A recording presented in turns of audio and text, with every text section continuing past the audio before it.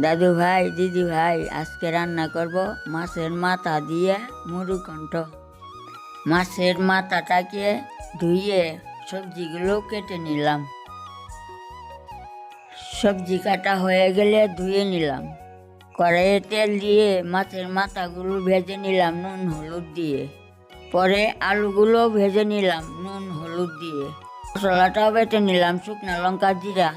কড়াইয়ে তেল দিয়ে পেঁয়াজ রসুনগুলো দিয়ে মশলাটাও দিয়ে দিলাম। নাড়াচাড়া করে নুন হলুদ দিয়ে আলুগুলোও দিয়ে দিলাম। তারপরে গোবিন্দভোগ চালগুলোও দিয়ে দিলাম।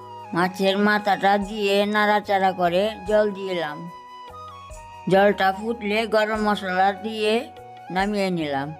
মুড়িঘণ্টটা কেমন হয়েছে কমেন্টে বলবে। একটা লাইক, একটা সাবস্ক্রাইব করে পাশে থাকবে। সবাই ভালো থেকো, সুস্থ থেকো। দেখা হবে পরে আরেকটা ভিডিও।